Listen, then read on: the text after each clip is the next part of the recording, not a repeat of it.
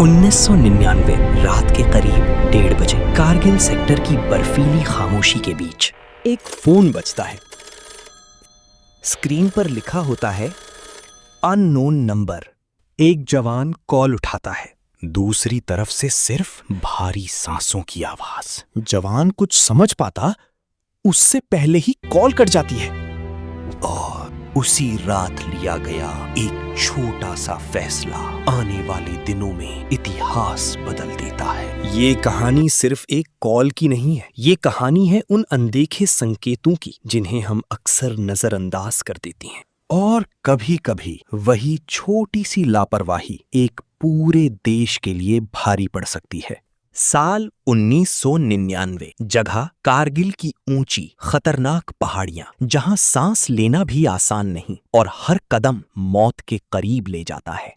यहां तैनात हर जवान जानता था कि दुश्मन सामने से नहीं, कभी भी कहीं से भी आ सकता है। दिन में सब शांत लगता, लेकिन रात होते ही ये पहाड़ियां जैसे जिंदा हो जाती थीं। हवा की आवाज, पत्थरों की हल्की हलचल और दूर कहीं बर्फ के खिसकने की गूंज, सब कुछ सामान्य लगता था, लेकिन वास्तव में कुछ भी सामान्य नहीं था। उस रात सिग्नल यूनिट में तैनात एक जवान अपनी ड्यूटी पर था। कमरा छोटा था, चारों तरफ मशीनों की हल्की आवाज और बीच में रखा एक पुराना फोन। अचानक ट्रिंग ट्रिंग।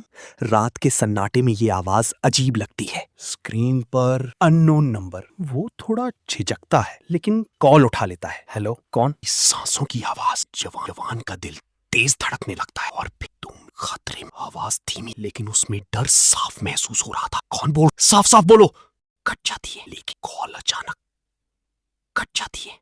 अगली सुबह जवान ये पूरी बात अपने सीनियर ऑफिसर को बताता है। ऑफिसर कुछ सेकंड सोचता है, फिर हल्का सा मुस्कुराकर कहता है, बॉर्डर पर ऐसे प्रैंक कॉल्स आते रहते हैं, ध्यान मत दो। जवान चुप हो जाता है, लेकिन उसके मन में एक अजीब सा डर बैठ जाता है। वो बार बार उस आवाज को याद करता है। वो डर, वो अर्जेंसी।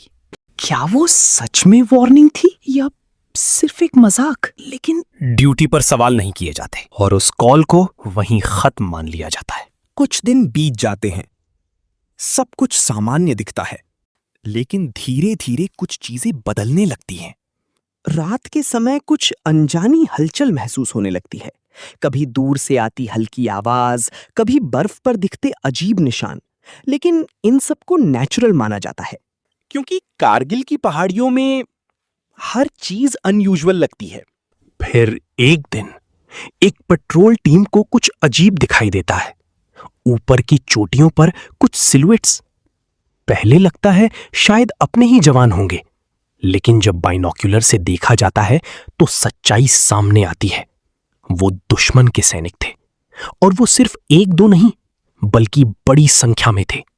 उन्होंने ऊंची चोटियों पर कब्जा कर लिया था और नीचे तैनात इंडियन पोस्ट्स अब उनके निशाने पर थीं।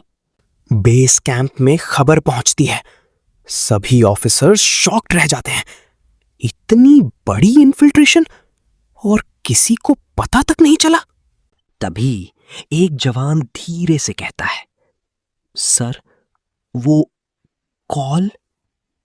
कमरे में खामोशी छा जाती है। सबकी नजरें उसकी तरफ मुड़ जाती हैं। कौन सा कॉल? और फिर वो पूरी घटना बताई जाती है। कुछ सेकंड के लिए कोई कुछ नहीं बोलता। फिर एक ऑफिसर धीरे से कहता है, क्या वो वार्निंग थी? लेकिन अब ये सवाल पूछने का कोई फायदा नहीं था, क्योंकि अब युद्ध शुरू हो चुका था। इसके बाद जो हुआ वो सिर्फ एक लड़ाई नहीं थी, वो जंग थी, हर इंच जमीन के लिए। इंडियन आर्मी के जवान सीधे खड़ी पहाड़ियों पर चढ़ते थे, जहां ऊपर बैठे दुश्मन आसानी से निशाना बना सकते थे।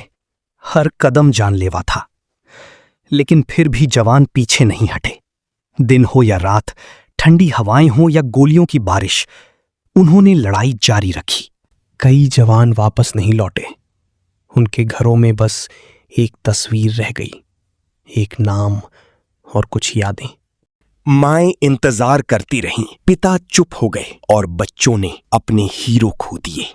और कहीं ना कहीं एक सवाल सबके मन में था, अगर वो वार्निंग सीरियसली ली जाती तो क्या ये टल सकता था? वो कॉल किसने किया था? क्या वो कोई लोकल इन्फॉर्मर था, या दुश्मन का ही कोई व्यक्ति जो सच बताना चाहता था, या फिर सिर्फ एक कोइंसिडेंस? आज तक इस सवाल का कोई पक्का जवाब नहीं मिला।